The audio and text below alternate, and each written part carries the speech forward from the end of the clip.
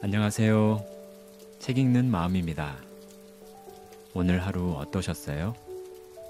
저는 가족들이 모두 잠들기를 기다렸다가 이렇게 여러분께 들려드릴 이야기를 녹음하고 있습니다. 낮엔 일터에서 엑셀 파일을 너무 오래 쳐다봤더니요. 숫자를 보고 있어도 무슨 의미인지 머리가 잘 안 돌아가는데 옆에선 빨리 요약해서 달라고 하고 참 쉽지 않은 하루였습니다. 이 영상을 시청하시는 분들은 하루가 어떠셨는지 또 지금 마음 어떠신지 굉장히 궁금합니다. 짧게라도 댓글로 공유해 주시면 힘든 분께는 위로를, 좋은 일이 있는 분께는 공감의 댓글을 달아드릴게요. 오늘 가지고 온 이야기는요. 생텍쥐베리의 소설 인간의 대지입니다. 인간의 대지는 소설로 분류됩니다만 실존 인물들과 작가 개인의 경험에 기반하기 때문에 느낌은 완전 에세이예요. 이 소설에는 생텍쥐베리 본인으로 추정되는 주인공 나, 그리고 삶과 죽음 사이에서 외줄타기를 하며 우여곡절을 겪는 동료들이 등장합니다. 정말 바로 어제까지 함께했던 동료가 오늘은 사고로 행방불명되는 일도 일어나는데요. 생텍쥐베리의 문장을 보면 참 너무 감성적이고 아름다워서 저는 읽으면서 이 사람은 죽음에 대해 정말 초월한 게 아닐까 생각했습니다. 인생은 가까이서 보면 비극이고 멀리서 보면 희극이라는 말이 있죠. 어쩌면 생텍쥐베리는 자신의 삶을 아주 정말 멀리서 바라보는 그런 능력이 있었던 것 아닐까 싶습니다. 여러분께서 만약 생텍쥐베리라는 사람을 인간적으로 알고 싶으시다면 이 책을 꼭 읽어보시길 추천드릴게요. 오늘 또 잠자리에 누워 감성 충만한 세계로 여행을 떠나시길 바라며 그럼 출발하겠습니다.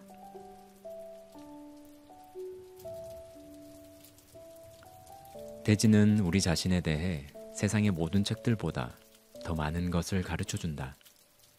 이는 대지가 우리에게 저항하기 때문이다.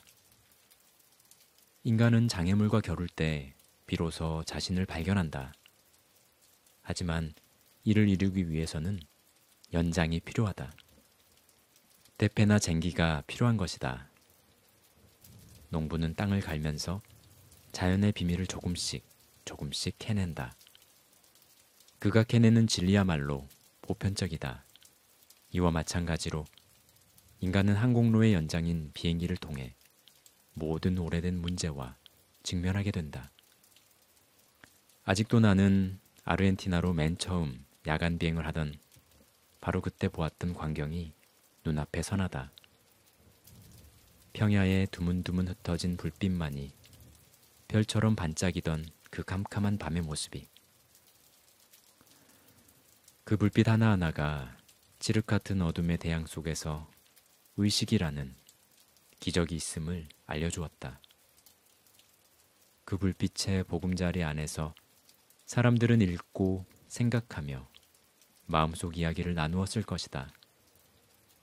다른 보금자리에서는 어쩌면 우주를 탐색하며 안드로메다 성운을 계산하느라 녹초가 된 사람이 있을지도 모르겠다. 또 저쪽에서는 사랑을 나누고 있었을 것이다. 그때 불빛들은 들판 군데군데서 각자의 양식을 달라며 반짝반짝 빛을 내고 있었다. 시인, 교사, 목수의 불빛 같은 가장 소박한 불빛까지도 반짝였다. 하지만 그 살아있는 별들 가운데에는 닫힌 창문과 꺼진 별빛과 잠든 사람들 또한 얼마나 많을 것인가. 우리는 서로 맺어지기 위해 꼭 노력해야 한다. 들판 여기저기 타오르는 저 불빛들 중 몇몇과 소통하기 위해 애써야만 하는 것이다. 1926년의 일이다. 나는 라테코에르사의 새내기 전기 항공로 조종사로 막 입사한 참이었다. 이 회사는 나중에 에어프랑스사가 된 아에로포스탈사의 전신으로 툴루즈와 다카르 간 연락을 담당하고 있었다. 거기서 나는 업무를 익히고 있었는데 다른 동료들처럼 우편기 조종사라는 영예를 얻기에 앞서 새내기 조종사들이 을에 거쳐야 하는 수습 과정을 밟았다. 시험 비행, 툴루즈와 페르피냥 간의 왕복 비행, 얼어붙을 듯한 경납고 바닥에서 익히는 처절한 기상학 공부 등이 모두 그 과정의 일부였다. 우리는 아직 알지도 못했던 스페인의 산들을 두려워하는 한편 선배들에겐 경외감을 품은 채 하루하루를 보냈다. 우리는 그 선배들을 식당에서 만나곤 했는데 무뚝뚝하고 약간은 차갑기도 한 그들은 대단히 거만한 태도로 우리에게 충고를 해주었다. 선배들 중 한 사람이 알리칸테나 카사블랑카에서 돌아와 비에 젖은 가죽 옷 차림으로 뒤늦게 우리 일행에 합류할 때 그리하여 우리 새내기들 중 하나가 쭈뼛쭈뼛 그의 비행에 대해 물을 때면 그는 몇 마디 간결한 대답만으로 덫과 함정, 갑자기 솟아오르는 절벽, 삼나무라도 뿌리채 뽑아버릴 듯 강하게 휘몰아치는 회오리 바람으로 가득 찬 우와 같은 세계에 폭풍우 치는 날을 우리 마음속에 그려주는 것이었다. 검은 용 같은 바람이 골짜기 어귀를 가로막고 장렬하는 번개가 산꼭대기를 뒤덮는 듯했다. 그 선배들은 우리가 그들을 계속해서 존경하게끔 그렇게 그럴싸하게 이야기했다.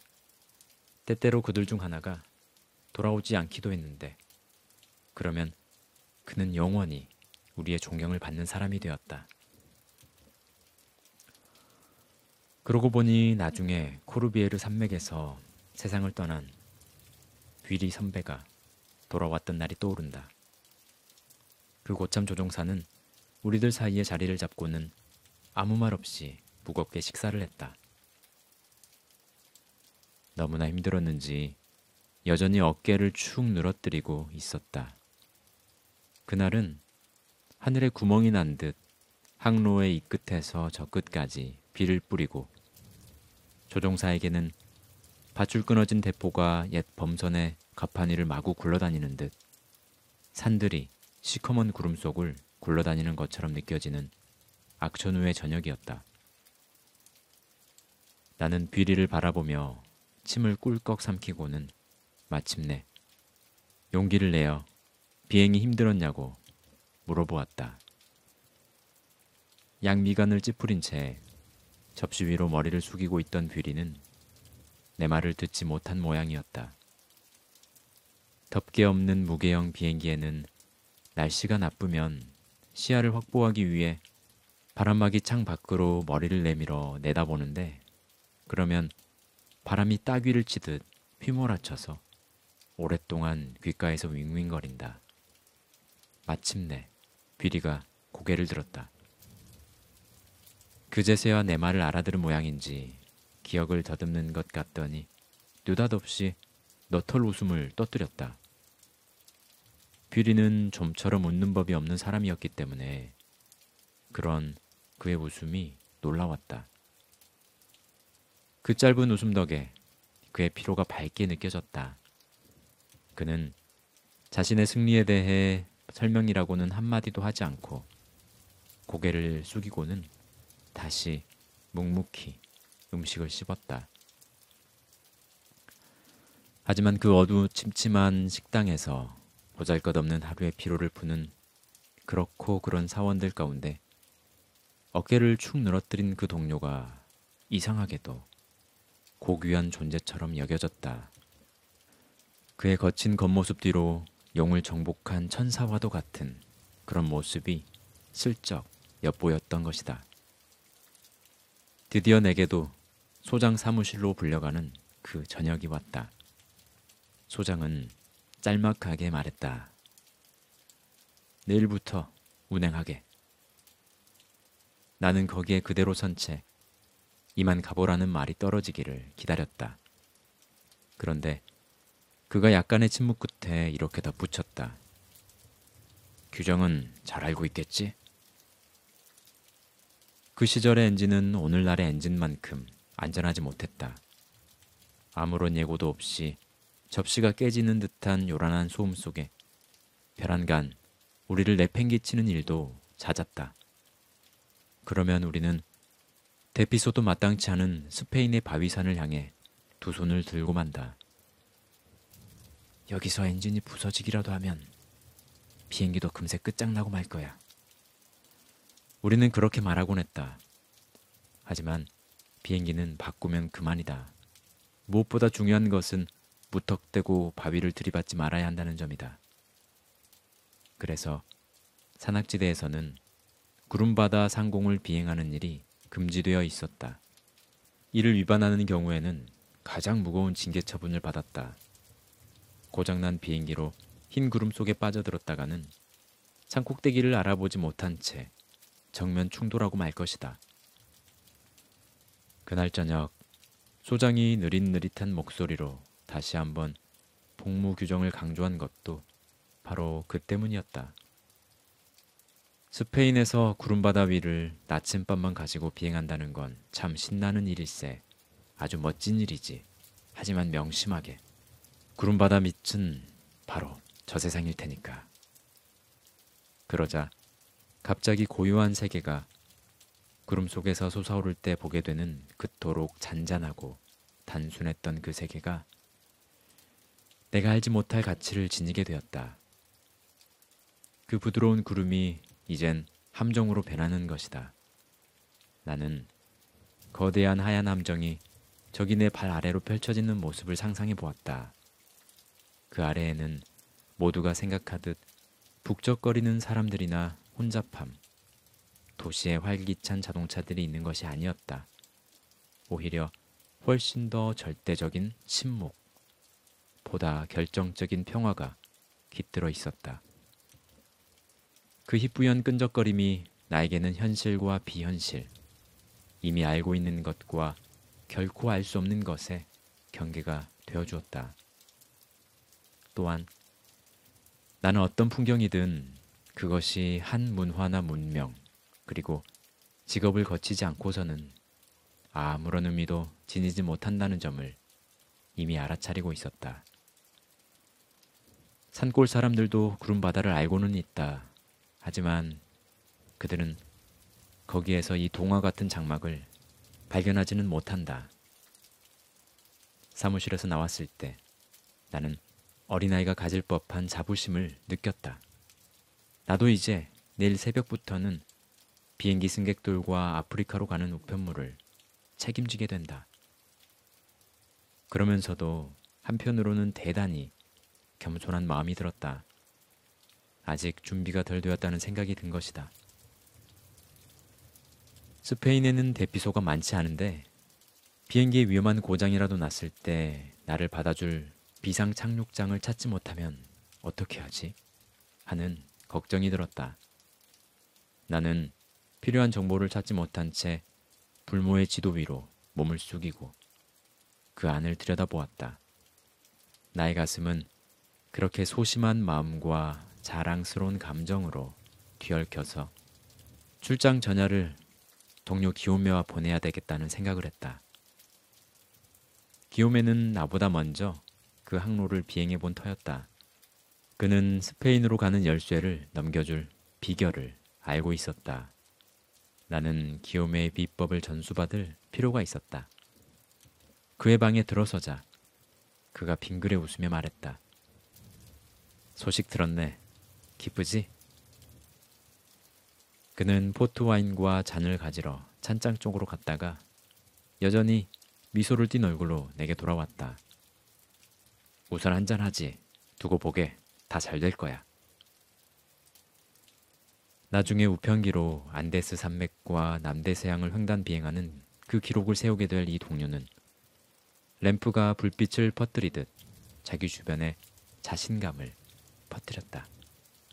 몇 해 전 그날 밤 그는 셔츠 바람으로 램프 불빛 아래 팔짱을 낀 채 호기로운 미소를 지으며 내게 이렇게 간단히 말했다.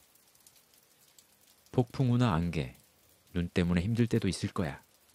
그런 때는 자네보다 먼저 그런 일을 겪은 사람들이 있다는 걸 기억하게. 그리고 이렇게 생각해봐. 남들이 해낸 일은 나도 반드시 할 수 있다. 라고.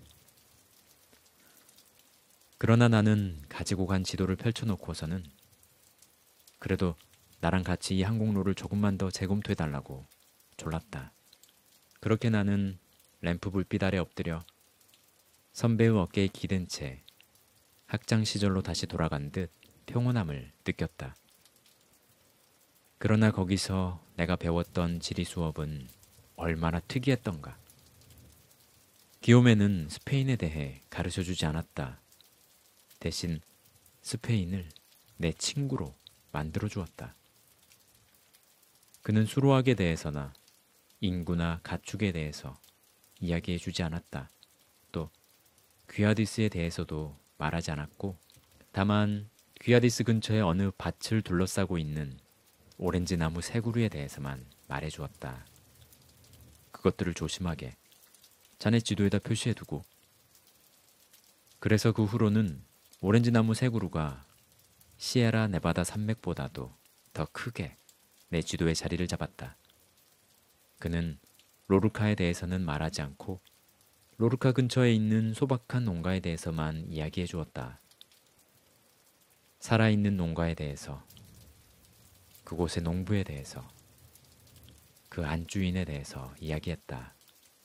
그러자 우리에게서 1500km나 떨어진 곳에 있는 이 농부 내외가 이루 헤아릴 수 없이 중요한 존재가 되는 것이었다. 그들은 그 산비탈에 자리를 잡고서 등대지기가 그러하듯 자신들의 별 아래에서 사람들을 구조할 채비를 하고 있는 것 같았다. 그렇게 우리는 이 세상의 어떤 지리학자도 모르는 세세한 것들을 우리의 마음속에서 상상할 수 없이 먼 거리에서 끄집어냈다.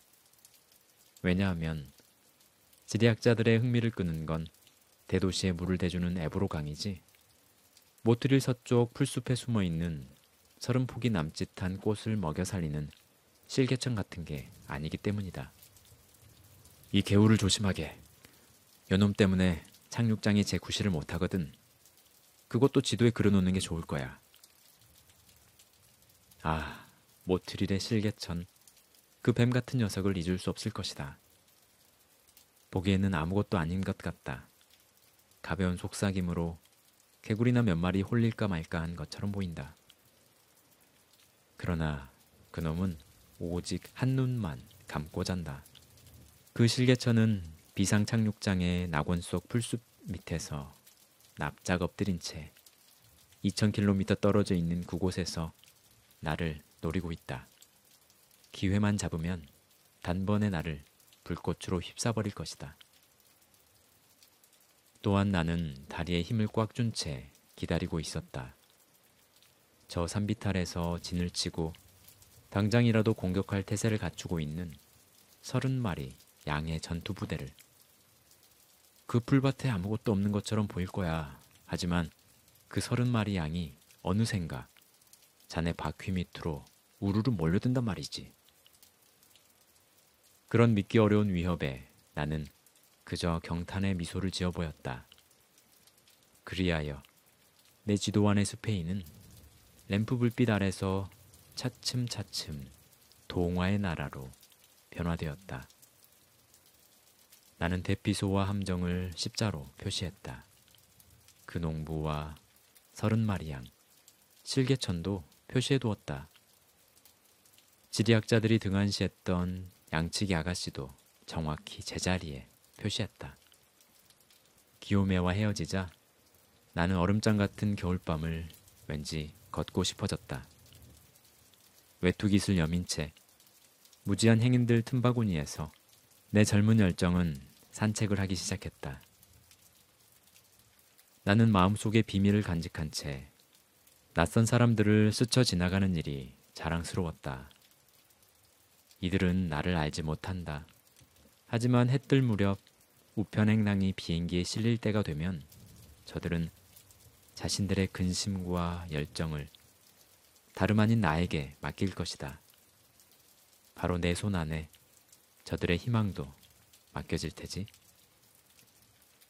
그렇게 나는 외투 속에 몸을 파묻고 그들 틈에서 목자 같은 발걸음을 내디뎠다. 그런데도 그들은 그런 나의 배려를 전혀 알지 못할 것이다. 그들은 또한 내가 밤으로부터 받은 메시지도 전혀 받지 못했다. 왜냐하면 그 순간 어디에선가 채비를 하고 있었을지 모를, 그리하여 내 첫 번째 비행을 어렵게 할지도 모를 눈보라가 직접적으로 영향을 주는 것은 오직 나뿐이었으니까. 별들이 하나하나 빛을 잃어가고 있었다. 그러나 그 산책자들이 그런 사정을 어찌알랴? 별들의 비밀은 나 혼자만 알고 있었으니 마치 전투에 앞서 내게만 적들의 위치를 알려주는 그런 느낌이었다. 그런데 나는 그토록 막중한 책임을 부과하는 암호를 크리스마스 선물들이 반짝이는 환한 쇼윈도 앞에서 받았다. 캄캄한 어둠 속에서 이 모든 보화가 그 쇼윈도에 진열되어 있는 듯했다. 그래서 나는 단념이라는 자랑스러운 도취감을 맛보았다. 나는 위협받는 병사였다. 그러니 이 저녁 파티를 위해 마련된 반짝이는 크리스털 그릇이며 램프의 갓, 책들이 내게 무슨 소용이었겠는가. 이미 나는 안개 덮인 하늘에 잠겨 있었다. 이윽고 누군가 나를 깨워준 것은 새벽 3시였다. 나는 덧문을 활짝 열어젖히고 도시에 비가 내리는 모습을 바라보며 엄숙하게 옷을 입었다. 30분 뒤 빗물로 번들거리는 보도에서 작은 여행용 가방을 깔고 그 위에 앉아서 나를 태우고 갈 버스를 기다렸다. 나보다 앞서간 많은 동료들도 처녀 비행을 하던 날에 이렇게 긴장된 마음으로 그와 같은 기다림을 맛보았을 것이다. 마침내 길 모퉁이에서 구식 자동차가 덜컹덜컹 고철 덩어리처럼 요란한 소리를 내며 나타났다. 나도 동료들처럼 잠이 덜 깬 세관 직원과 몇몇 사무원들 틈에 끼어 버스 의자에 비집고 앉을 권리를 누렸다. 그 버스는 곰팡내와 먼지 많은 관청 냄새, 사람의 한평생을 매몰시키는 낡은 사무실 냄새를 풍겼다. 버스는 500m 거리마다 정차해서 서기관을 한 명 더 태우고 세관 직원을 한 명 더, 감독관을 한 명 더 태웠다. 차 안에서 이미 꾸벅꾸벅 잠이 든 사람들은 새로 탄 사람의 인사말에 분명치 않게 웅얼웅얼 대답했고, 새로 탄 사람도 가까스로 자리를 비집고 앉아 꾸벅거리며 잠이 들었다. 그것은 툴루즈시의 울퉁불퉁한 포장도로 위를 굴러가는 일종의 서글픈 짐짝들이었다. 전기항공로의 조종사도 이렇게 관리들 틈에 끼어 있으면 그들과 별로 구분되지 않았다. 가로등이 줄을 지어 스쳐 지나가고 비행장이 가까워 왔다. 비행장에 도착하면 흔들리는 이 낡은 버스도 단지 회색의 번데기에 지나지 않게 된다. 사람이 변신해서 나오는 회색 번데기. 앞서간 동료들도 누구나 그날 아침까지는 여전히 감독관의 역정을 고스란히 받으며 욕먹기 일수인 부하 직원의 처지였겠지만 자기 마음속에서는 스페인과 아프리카 우편기의 책임자가 탄생하는 것을 느꼈을 것이다.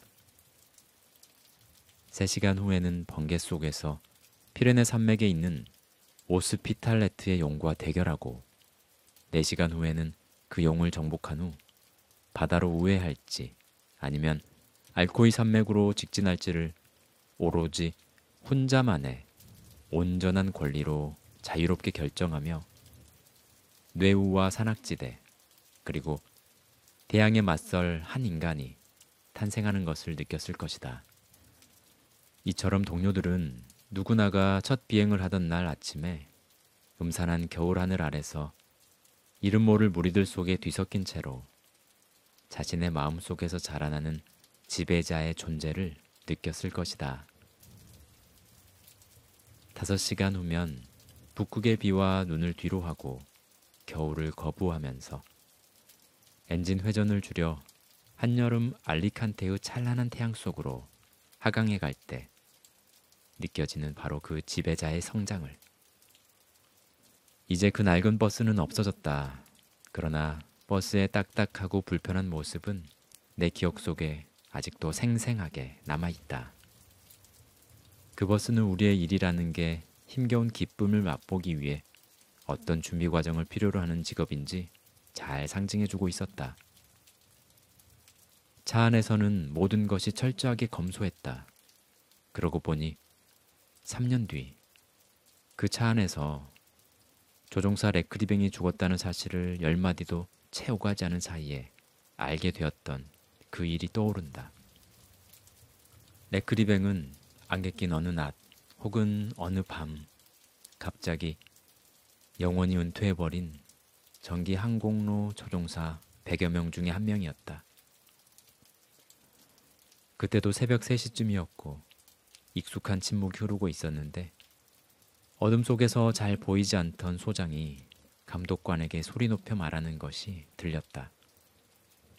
레크리뱅이 어젯밤 카사블랑카에 착륙하지 않았네. 네. 네? 감독관이 대답했다. 꿈길에서 억지로 끌려 나온 그는 잠을 깨고 성의 있는 반응을 보이려 했으며 이렇게 덧붙였다. 그래요? 통과를 못했군요.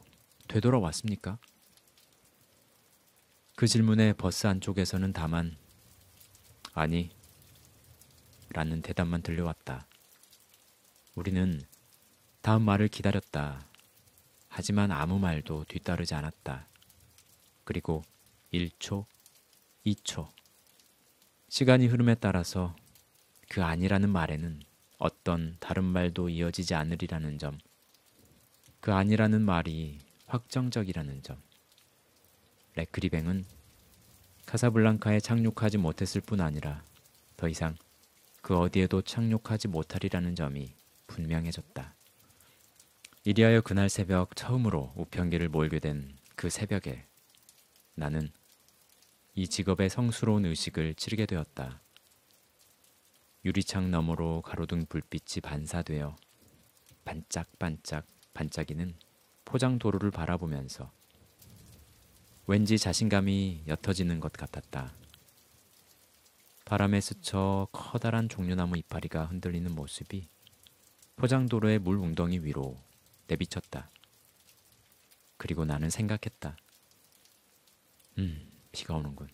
나의 첫 비행인데 정말이지 재수가 없는걸? 나는 눈길을 들어 감독관을 바라보았다. 날씨가 좋지 않죠? 감독관은 피로한 시선을 창문 쪽으로 돌리더니 마침내 이렇게 중얼거렸다. 별 문제 없겠는걸 뭐. 그런 악천후는 대체 어떤 징조로 알아볼 수 있는 것일까 하고 나는 자문했다. 기욤에는 전날 밤 단지 미소를 한번 지어 보이는 것으로 모든 불길한 징조를 지워주었다. 선배들이 우리를 겁주면서 말하던 그 불길한 징조를 말이다. 하지만 이제 그 불길한 징조가 내 기억 속에서 되살아나는 것이었다. 항공로를 조약돌 하나하나까지 알지 못하는 자가 눈보라를 만난다는 건 정말 딱한 일이지. 그렇고 말고. 선배들은 체면을 차릴 필요가 있었다. 그래서 그들은 조금은 동정이 어린 시선으로 우리를 훑어보며 고개를 끄덕이곤 했다. 마치 우리가 간직하고 있는 티 없는 순진함이 딱하기라도 하다는 듯이 말이다. 그런데 실제로 그 버스는 우리 중 얼마나 많은 이들에게 마지막 피난처 역할을 해왔던 것일까? 60명? 80명? 비 내리는 아침, 바로 그 과묵한 운전수에게 이끌린 채로 말이다. 나는 주위를 둘러보았다. 어둠 속에서 반짝이는 점들이 군데군데 빛났다. 담뱃불이 깊은 명상에 잠긴 이들의 구두점을 찍은 것처럼 보였다. 나이든 월급쟁이들의 하찮은 명상이 말이다. 우리들 중 얼마나 많은 이들에게 이 동승들이 마지막 호상객 노릇을 해온 것일까? 나는 또 그들의 낮은 목소리로 주고받는 속내 이야기에 귀를 기울였다. 병이나 돈, 집안 걱정거리에 관한 이야기였다. 그런 속내 이야기는 그들이 갇혀있는 우중충한 감옥의 벽을 보여주었다. 그러다 갑자기 운명의 얼굴이 내 앞에 나타났다. 여기 있는 나의 동료 늙은 사무원이여, 누구도 그대를 탈출시켜주지 않았다. 그대는 이에 대해 일말의 책임도 없다. 그대는 저 흰개미들이 그렇듯 광명으로 빠져나갈 모든 틈새를 시멘트로 애써 틀어막고 평화를 일구었다. 그대는 소시민적인 안정 속에서, 틀에 박힌 일과 속에서, 시골 생활에 숨막히는 관례 속에서 공처럼 굴러다니며 바람과 조수와 별을 막기 위해 그 보잘것없는 성벽을 쌓아 올렸다. 그래서 그대는 거창한 문제로는 조금도 고민하고 싶어 하지 않았다. 그대는 그대의 크고 작은 인간사를 머릿속에서 지워버리려 고군분투했다. 그대는 결코 떠돌이별의 주인이 아니다. 그대는 대답 없는 질문은 결코 던지지도 않는다. 그대는 툴루즈의 소시민이다. 아직 기회가 있었을 때조차 그 누구도 그대의 어깨를 붙들어주지 않았다. 이제 그대를 빚어준 진흙은 말라 굳어버렸다. 이제는 그 어떤 것도 그대의 마음속에 깃들었을지 모를 잠든 음악가나 시인 혹은 천문학자를 깨워줄 수가 없을 것이다. 나는 이제 더는 폭풍에 대해 불평하지 않는다. 이 마법 같은 직업이 내게 하나의 세계를 열어 보여준 것이니까.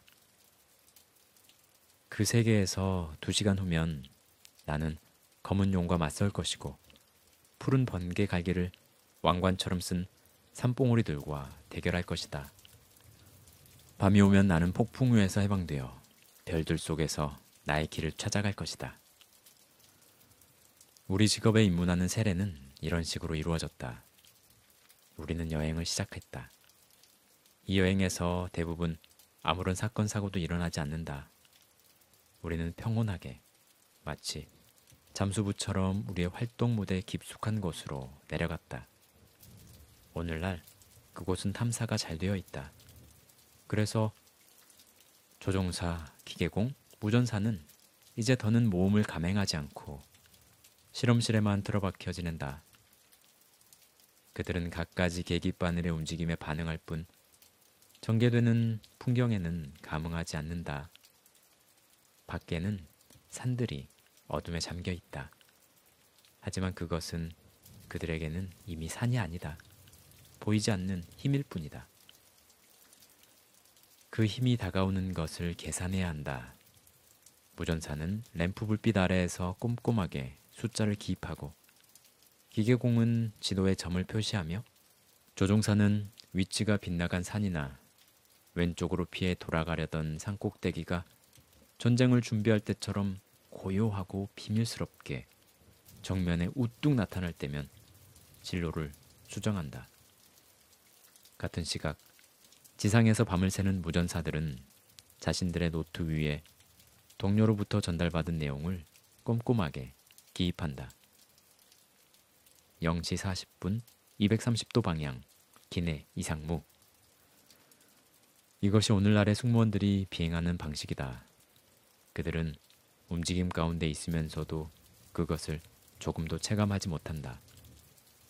그들은 모든 목표물에서도 아주 멀리 떨어져 있다. 마치 대양 항복판에서 밤을 맞이하듯이 말이다. 하지만 덜덜거리는 엔진의 진동으로 환한 조종실을 가득 채워 기내의 본질을 바꾸어 놓는다. 시간은 그렇게 흐른다. 그러면 저 계기판 속에서 무전 전구 속에서, 바늘 속에서 눈에 보이지 않는 연금술이 이루어진다. 1초 1초마다 저 은밀한 몸짓과 숨죽인 단어들, 주의를 집중하는 태도가 기적을 준비한다. 그리하여 때가 오면 조종사는 망설임 없이 유리창에 제 이마를 갖다 댈 수 있게 된다. 아무것도 없는 무에서 금이 생겨나는 것이다. 이 금덩이가 비행장 불빛 속에서 환하게 빛난다. 그러나 우리는 모두 알고 있다. 비행장에 도착하기 2시간 전 특정한 각도에서 비치는 불빛을 보고서 불현듯 우리가 멀리 떨어져 있구나 실감하게 되는 그런 비행을, 설령 인도에 있더라도 느끼지 않을 법한 그런 거리감을 느끼고 거기서 다시는 되돌아갈 엄두도 내지 못하는 그런 비행을 말이다. 메르모즈가 처음으로 수상기를 몰고 남대서양을 넘어가 해질 무렵 포토누아르 지역에 다다랐을 때가 바로 그러했다. 그의 전방에 토네이도의 꼬리가 마치 벽을 쌓아 올리듯 시시각각 모여드는 모습이 보였다. 이어서 이런 서막에 밤의 장막이 드리워졌고 이내 그것들을 감추어 버렸다. 그리고 1시간 후 구름 아래로 미끄러지듯 빨려들자 그는 정말로 환상적인 왕국에 들어서게 되었다. 그곳엔 바다의 물기둥이 겹겹이 솟아올라 있었다. 얼핏 보면 신전의 검은 기둥들처럼 움직이지 않는 것 같았다. 그것들은 한껏 부풀어 올라 폭풍 후의 어둡고 낮은 천장을 떠받치고 있었다. 그런데도 그 틈새로 빛의 자락이 드리워졌다. 보름달이 그 기둥 사이로 바다의 차가운 포석을 비추었다. 메르모즈는 아무도 없는 그 폐허 위를 가로질러 한 빗살 또 다른 빗살로 비스듬히 날고 솟아오르는 바다에서 포효하는 듯한 거대한 물기둥을 이리저리 피해 돌며 제 길을 가고 있었다. 그는 틈새로 비치는 달빛을 따라 신전의 출구를 향해 기둥들을 피하며 4시간을 비행했다. 그 광경이 하도 압도적이어서 메르모즈는 포토누아르를 빠져나온 뒤에야 그동안 자신이 겁을 먹지 않고 있었다는 것을 깨달았다. 또 기억이 난다. 현실 세계의 경계를 넘나들었던 여러 경험들 중 하나. 그날은 사하라 사막의 비행장에서 보내주는 무전 방위 측정에서 밤새도록 오류가 발생했다. 그래서 무전사 내리와 나는 완전히 골탕을 먹었다. 자욱한 안개 사이로 물이 빛나는 모습이 보이자 나는 황급히 해안 쪽으로 방향을 돌렸다. 도대체 얼마나 많은 시간을 남바다 쪽으로 깊숙이 비행에 들어갔는지 알 수가 없었다. 우리는 해안에 다다를 수 있을지조차 확신할 수 없었다. 여차하면 가솔린도 동이 날지도 몰랐으니 말이다. 설사 해안에 닿는다 하더라도 비행장을 다시 찾아야 했을 것이다. 하물며 그때는 달이 질 시간이었다. 각도 정보가 없어서 이미 귀머거리 상태였던 우리는 차츰차츰 눈마저 멀어갔다.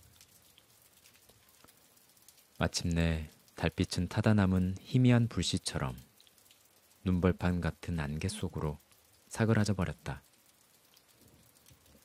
우리 머리 위의 하늘도 구름으로 뒤덮여갔다. 그때부터는 우리는 그 구름과 안개 사이에서 일체의 빛도 물질도 없는 그런 세계 속을 비행했다. 우리에게 응답을 주던 비행장들은 우리에 대한 정보를 더는 주지 못했다. 위치 측정 보고 없음, 위치 측정 보고 없음. 왜냐하면 우리 목소리가 그들에게는 사방에서 들려왔기에 실상 아무 데서도 들려오지 않는 것과 마찬가지였기 때문이다. 그러다 벼랑간 우리가 이미 절망에 빠져 있을 때 전방 좌측 수평선 위에 반짝이는 점 하나가 나타났다. 나는 격렬한 기쁨을 느꼈다. 내리가 내 쪽으로 몸을 기울였고 나는 그가 노래하는 소리를 들을 수 있었다. 그것은 비행장일 수밖에 없을 거야. 비행장의 신호등일 수밖에 없을 거야. 왜냐하면 사하라 사막은 밤이면 완전히 빛이 꺼져서 거대한 죽음의 영토가 되기 때문이다. 그런데 그 불빛은 잠시 반짝이더니 금세 꺼져버렸다. 아, 우리는 사라질 무렵에 보이는 별 하나를, 그 별 하나를 향해 기술을 돌렸던 것이다. 안개층과 구름 사이의 지평선에서 고작 몇 분간 반짝이다 이내 사라지고 마는 그런 별을 향해서. 그때 우리는 또 다른 불빛이 여럿 반짝이는 것을 보았다. 그래서 우리는 막연한 희망을 안고 그 불빛들 하나하나를 향해 차례차례 기술을 돌렸다. 그 불빛이 오래 지속되면 우리는 생사를 건 모험을 감행했다. 불빛이 보인다. 불빛이 보인다. 신호등을 3번 전멸하라. 신호등을 3번 전멸하라. 내리는 비행장을 향해 지시했다. 그것이 만약 비행장이었다면 신호등을 3번 켰다 껐다 했겠지만 우리가 지켜보던 그 가혹한 불빛은 깜빡이지 않았다. 불멸하는 그것은 그저 별이었다. 가솔린이 점점 바닥을 드러내고 있는데도 우리는 번번이 금빛 미끼를 덥석덥석 물었다. 그때마다 그것은 우리 마음속에선 진짜 신호등 불빛이었고 비행장이었고 생명이었다. 하지만 그러고 나서는 또 별빛으로 바뀌어져 갔다. 그때부터 우리는 우리가 별들 사이의 공간에서 길을 잃었다는 사실을 절감했다. 다가갈 수 없는 100개의 별들, 그 사이에서 단 하나뿐인 진짜 별을, 우리의 별을, 우리에게 익숙한 풍경과 정다운 집과 우리의 애정을 간직하고 있는 그 별을 찾다가 길을 잃었다는 사실을 말이다. 어쩌면 당신에게는 유치하게 여겨질지도 모르겠지만 그때 내 앞에 나타났던 이미지를 당신에게 말해보려 한다. 위태로운 상황에서도 인간적인 욕구란 것이 남아 있었는지 나는 목이 마르고 배가 무척 고팠다. 만약 비행장을 찾는다면 우리는 일단 가솔린을 가득 채운 후 비행을 계속할 것이다. 그리하여 서늘한 새벽녘에 카사블랑카에 착륙할 것이다. 그러면 일은 다 끝난다.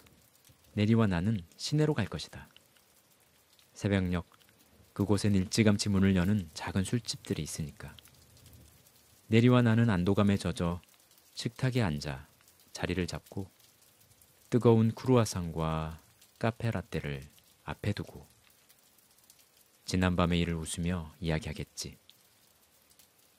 내리와 나는 생명이라는 아침 선물을 받게 될 것이다.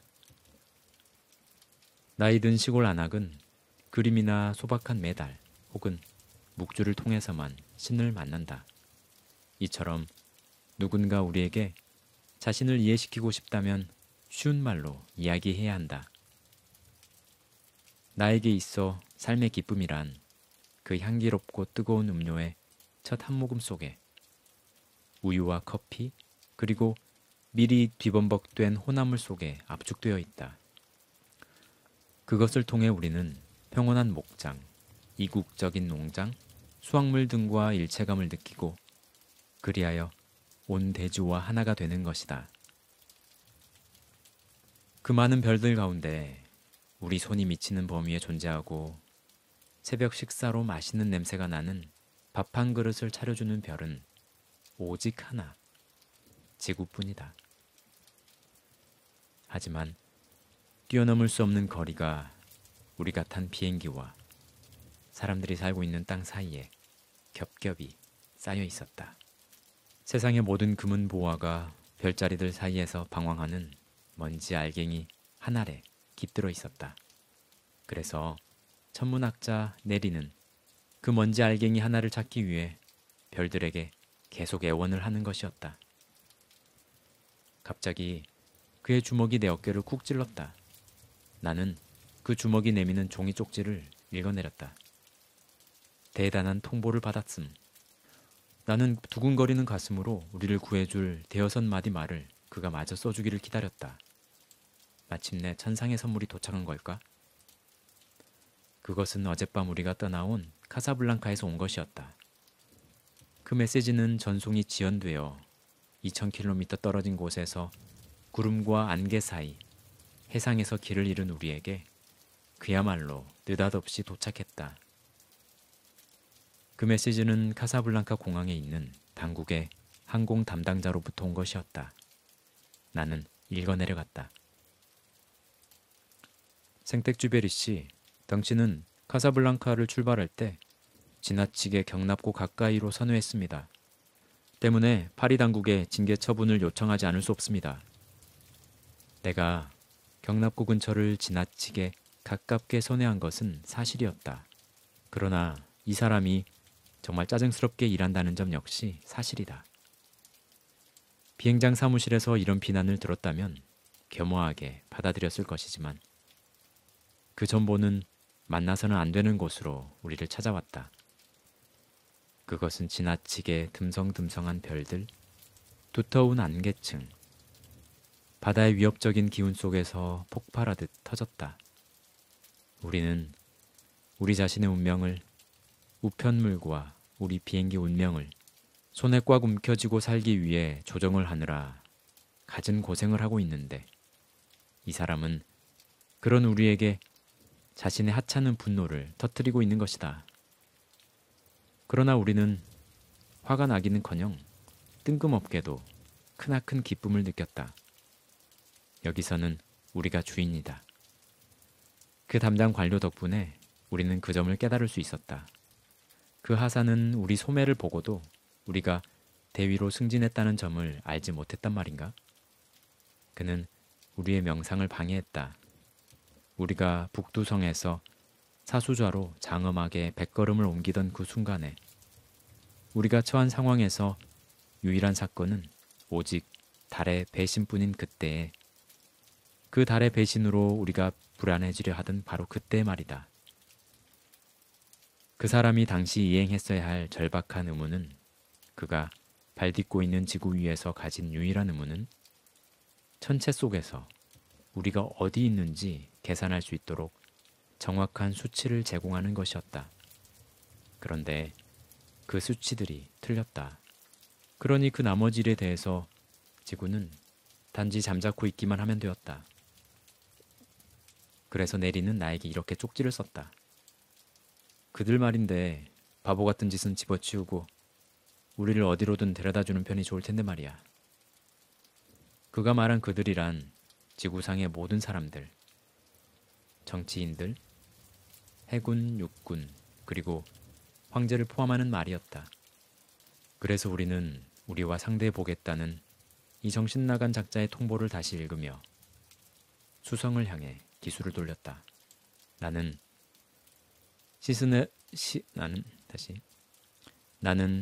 시스네로스 비행장으로 가겠다는 희망을 접고 곡선을 그려 해안으로 향하면서 가솔린이 동이 날 때까지는 기술을 바꾸지 않겠다고 결심했다. 그렇게 하면 바다에 잠기지 않을 약간의 여지를 남겨둘 수 있었다. 불행히도 나를 눈속이만 신호등 불빛들이 나를 어디로 끌고 갈 것인지는 오직 신만이 알고 있었다.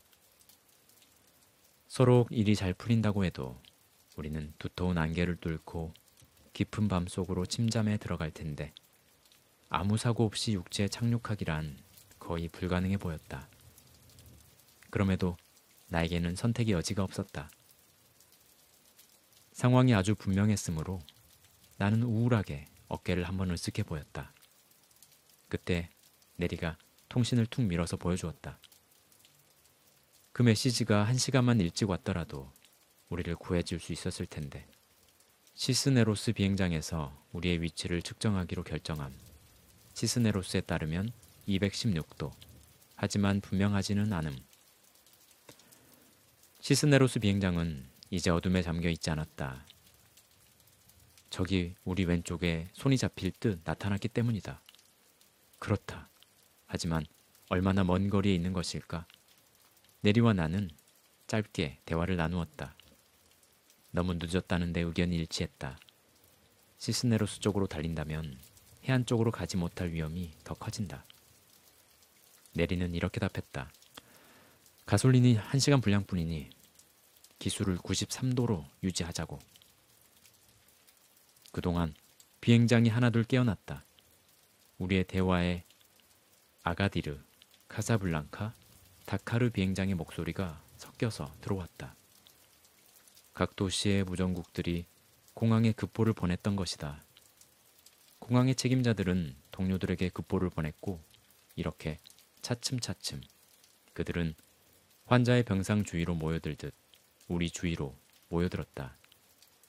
무익한 것이긴 했지만 그럼에도 열정적인 것만은 분명했다. 쓸모없는 충고이지만 그 얼마나 다정한 것인가 말이다. 그러다 갑작스레 모든 항공로의 시발점인 툴루즈가 나타났다. 4,000km나 떨어져 있어야 할 그곳이 툴루즈가 단번에 우리 사이에 자리를 잡았다. 그러더니 다짜고짜 이렇게 말했다. 찌직찌직 당신들이 조종하는 비행기는 F기인가? 그렇소. 그렇다면 아직 2시간 분량의 가솔린을 쓸 수 있다. 그 비행기의 연료 탱크는 표준형이 아니다. 시스네로스 쪽으로 기술을 돌리라. 이런 식으로 직업상의 급선무가 세계를 바꾸고 풍요롭게 한다. 정기 항공로 조종사가 진부한 풍경에서 새로운 의미를 발견하도록 하기 위해 그날 밤과 같은 상황이 꼭 필요한 것은 아니다. 승객에겐 실증만 일으키는 단조로운 풍경도 승무원들에겐 다른 의미로 다가온다. 지평선을 막는 저 구름더미도 승무원에게는 단순한 배경막이 아니다. 네, 여기까지 읽겠습니다. 저는 이만 자러 가봐야겠습니다. 여러분들도 정말 좋은 꿈, 행복한 꿈, 아름다운 꿈 꾸시길 바라고요. 모두 잘 자요.